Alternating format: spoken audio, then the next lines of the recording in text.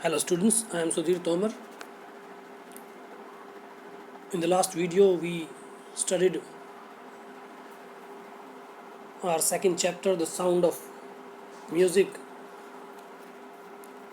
As we know, we have two parts in this chapter.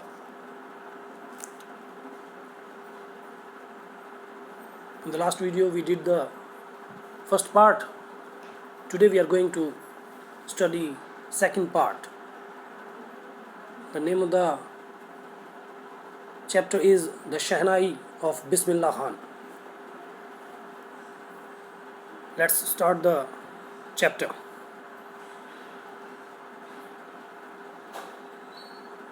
In this chapter we will study about Bismillah Khan,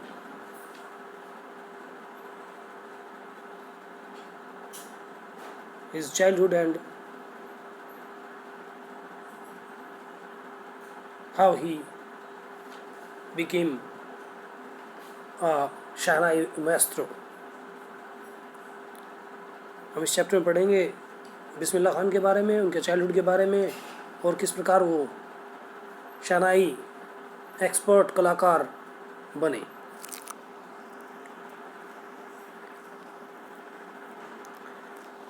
Think of the Shehnai and the first thing you will probably imagine is a wedding or a similar occasion or function. आप शहनाई के बारे में सोचें और जो पहली चीज़ शायद आप इमेजिन करेंगे, सोचेंगे, कल्पना करेंगे वो है एक वेडिंग, विवाह एंड और सिमिलर और ऐसा ही कोई सिमिलर अवसर और कार्यक्रम. The next would probably be उस्ताद बिस्मिल्लाह खान. और दूसरा अगला जो आप शायद इमेजिन करेंगे, कल्पना करेंगे वो हैं उस्ताद Bismillah Khan, the shehnai Maestro, शहनाई वादक, प्लेइंग दिस इंस्ट्रूमेंट, जो इस इंस्ट्रूमेंट को बजाते हैं.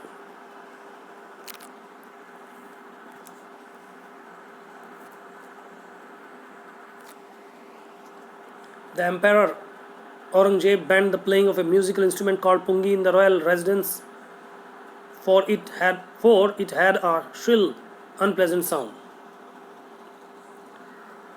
सम्राट औरंगजेब ने अपने शाही महल में इस म्यूजिकल इंस्ट्रूमेंट, इस संगीतमय वाद्य यंत्र कॉल्ड पुंगी, जिसे पुंगी कहा जाता है, उसका बजाया जाना प्रतिबंधित कर दिया था. क्योंकि it had a shrill unpleasant sound, क्योंकि इसकी एक तीव्र, तीखी, अनप्लेजेंट साउंड थी. अनप्लेजेंट जो आनंद ना देती हो, खुशी प्रदान ना करती हो, अनप्लेजेंट साउंड.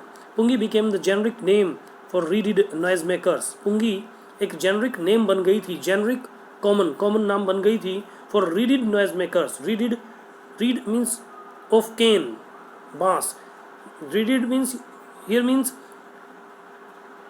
हवा के द्वारा आवाज करने वाले यंत्र, वाद्य यंत्र. Few had thought that it would one day B revived. बहुत कम लोगों ने सोचा था दैट कि ये एक दिन इसमें सुधार, इसे पुनर्जीवित किया जाएगा.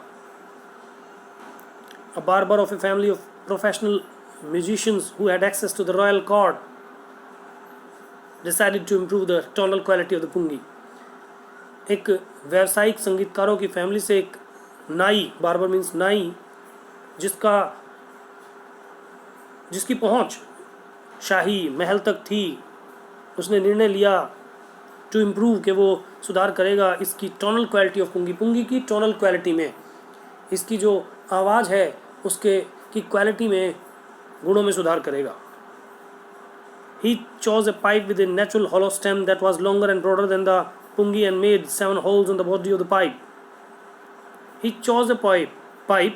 उसने एक पाइप चुना with a natural hollow stem, जिसमें एक hollow stem था, तना hollow, खोखला, एक प्राकृतिक तना जो खोखला था, that was longer, और जो लंबा था, और broader, चौड़ा था, than the पुंगी से, and made 7 holes on the body of the pipe. और उस पाइप की बॉडी पर 7 छिद्र बनाए. When he played on it, closing and opening some of these holes, soft and melodious sounds were.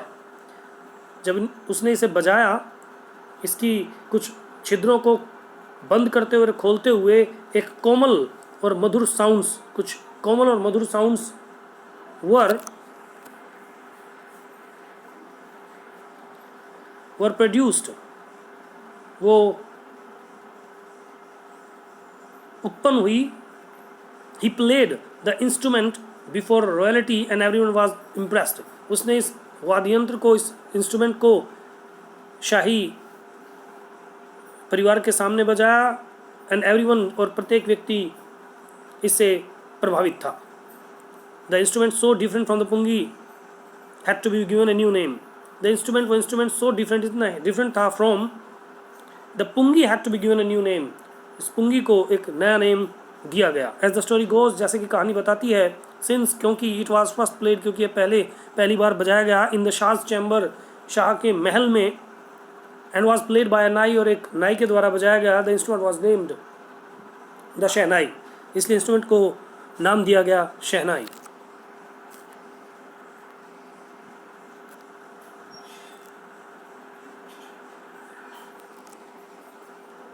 The sound of the shehnai began to be consider auspicious. शहनाई की जो आवाज़ थी, साउंड था, उसे कंसिडर समझा जाना शुरू किया गया। ऑस्पेशियस, शुभ, यानी जो शहनाई की आवाज़ थी उसे शुभ माना जाने लगा। एंड फॉर दिस रीज़न, और इसी रीज़न के कारण, इट इज़ स्टिल प्लेड, या अब भी बजाई जाती है इन टेम्पल्स, मंदिरों में, and is an indispensable component of any north Indian wedding. और यह एक अनिवार्य अंग है, इंडिस्पेंसिबल, एसेंशियल, अनिवार्य, कॉम्पोनेंट, हिस्सा, अंग, पार्ट है ऑफ एनी, किसी भी नॉर्थ इंडियन वेडिंग का, उत्तर भारतीय शादी का। इन द पास्ट, अतीत में, the shehnai was part of नौबत और traditional ensemble of 9 instruments found at royal courts. The shehnai was part of नौबत, और जो शहनाई थी वो नौबत और ट्रेडिशनल, पारंपरिक ensemble ग्रुप, जो 9 इंस्ट्रूमेंट थे, जो 9 वाद्ययंत्र थे, जो शाही दरबार में पाए जाते थे, उनमें से उनका एक हिस्सा थी। Till recently it was used only in temples and weddings. Till recently, अब तक, इट वॉज यूज, इसका प्रयोग किया जाता था केवल मंदिरों में और शादियों में। The credit for bringing this instrument on to the classical stage goes to Ustad Bismillah Khan. इस वाद्ययंत्र को क्लासिकल स्तर तक लाने का श्रेय उस्ताद बिस्मिल्लाह खान को जाता है। क्रेडिट मीन्स श्रेय। As a 5-year-old, Bismillah Khan played gilli danda near a pond in the ancient state of Dumraon in Bihar.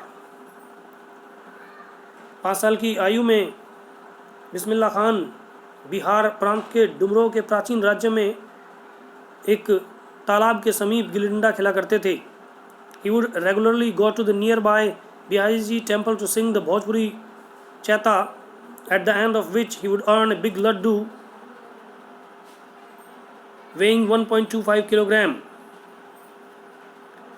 वो रेगुलरली, नियमित रूप से जाते थे नज़दीक के बिहाजी टेम्पल में टू सिंग, गाने के लिए, द भोजपुरी छैता को, eight the end of which, और जिसके अंत में, ही वुड अर्न, वो कमाते थे, बिग लड्डू, एक बड़ा लड्डू जिसका वजन 1.25 किलोग्राम होता था। एज अ प्राइज, वो प्राइज के रूप में, जो कि उन्हें स्थानीय महाराजा के द्वारा प्रदान किया जाता था। This happen 8 years ago and the little boy has travelled far to earn the highest civilian award in India, the Bharat Ratna. ये 80 साल पहले हुआ था, और वो छोटा लड़का हैज़ ट्रेवल्ड फार, बहुत आगे तक उसने ट्रैवल किया है, टू अर्न, कमाने के लिए, प्राप्त करने के लिए, the highest civilian award in India, Bharat का उच्चतम, सर्वोत्तम सिविलियन अवार्ड, नागरिक पुरस्कार, Bharat Ratna. Born on 21 March 1916, Bismillah belongs to a well-known family of musicians from Bihar. बिस्मिल्लाह जो कि 21 मार्च 1916 को जन्मे थे, वो एक जानी मानी म्यूजिशियंस की फैमिली से थे, फ्रॉम बिहार से, यानी बिहार की एक संगीतकारों की फैमिली से बिलोंग करते हैं। His grandfather Rasool Bakhsh Khan was the shehnai nawaz of the Bhojpur kings court. His grandfather, उनके ग्रैंडफादर दादा रसूल बख्श खान एक शहनाई नवाज थे भोजपुर राजा के दरबार में। हिज फादर पैगंबर बख्श and other paternal ancestors were also great shehnai players. उनके फादर पैगंबर बख्श और दूसरे पैतृक पूर्वज भी महान शहनाई प्लेयर्स थे।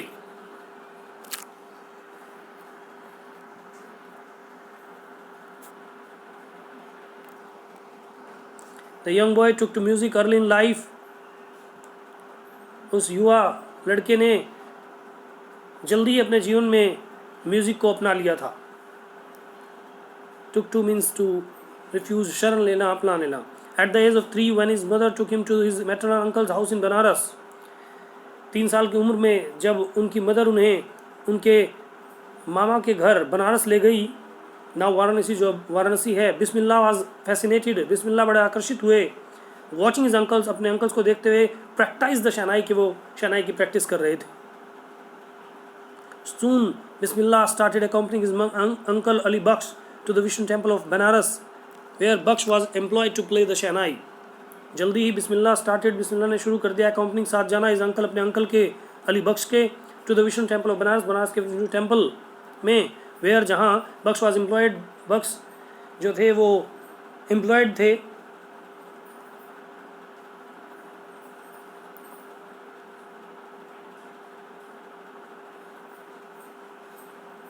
टू प्ले द शहनाई, शहनाई बजाने के लिए। Ali Bakhsh would play shehnai and Bismillah would sit captivating for hours on end. Ali Bakhsh वहाँ शहनाई बजाते और बिस्मिल्लाह कई घंटों तक उन्हें सम्मोहित होकर देखते रहते थे। कैप्टिवेटेड, सम्मोहित, attracted. Slowly he started getting lessons in playing the instrument and would sit practicing throughout the day. धीरे धीरे ही स्टार्टेड, उन्होंने शुरू कर दिया, गेटिंग लेसन्स लेना, सीखना, शिक्षा लेना, इन प्लेइंग द इंस्ट्रूमेंट को बजाने की, and would sit practising through the day, पूरे दिन बैठकर अभ्यास करते थे। For years to come the temple of Balaji and Mangala Maiya and the banks of Ganga became the young apprentice favourite haunts where he could practise in solitude. आने वाले सालों तक बालाजी और मंगला मैया के जो मंदिर और गंगा के किनारे उस यंग प्रशिक्षु के प्रिय स्थान बन गए, जहां वो एकांत में प्रैक्टिस कर सकते थे। The flowing waters of the Ganga inspired him to improvise and invent ragas that were earlier considered to be beyond the range of the shehnai.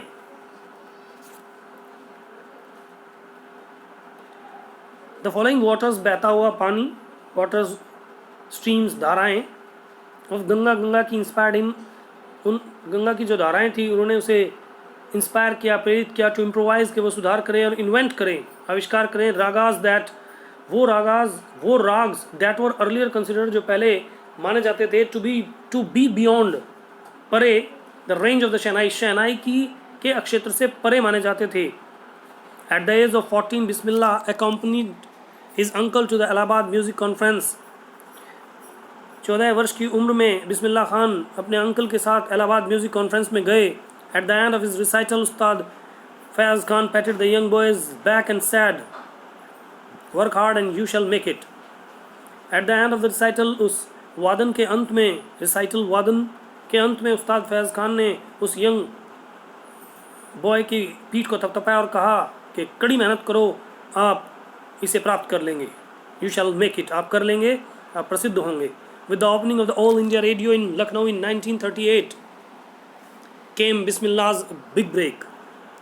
Break means here opportunity. Bismillah Khan को 1938 में लखनऊ में ऑल इंडिया रेडियो की opening के साथ एक बड़ा break मिला, एक बड़ी अपॉर्चुनिटी मिली, एक बड़ा अवसर मिला। He soon became an often heard shehnai player on radio, वो रेडियो पर अक्सर सुने जाने वाले शहनाई प्लेयर बन गए। When India gained independence on 15 August 1947, Bismillah Khan became the first Indian to greet the nation with his shehnai. जब भारत को 15 अगस्त 1947 को स्वतंत्रता प्राप्त हुई, बिस्मिल्लाह खान पहले भारतीय बने टू ग्रीट द नेशन, जिन्होंने नेशन का स्वागत किया विद हिज शहनाई, अपनी शहनाई के साथ। ही पोर्ड हिज हार्ट, उन्होंने अपने मन को, अपने हृदय को उड़ेल दिया, इनटू राग काफ़ी में, फ्रॉम द रेड फोर्ट, लाल किले से, टू एन ऑडियंस एक ऑडियंस को विच इंक्लूडेड, जिस ऑडियंस में शामिल थे महात्मा गांधी एंड पंडित जवाहरलाल नेहरू, महात्मा गांधी और Jawaharlal Nehru, who letter gave, जिन्होंने बाद में gave his famous tryst with destiny speech, जिन्होंने बाद में ये ट्राइस्ट विद डेस्टिनी स्पीच भी दिया। ट्राइस्ट आजमाइश, विद डेस्टिनी यानी भाग्य के साथ आजमाइश। So students, we have studied half part of the chapter. In the next video we will discuss the remaining part of the chapter. Till then, thank you, have a nice day.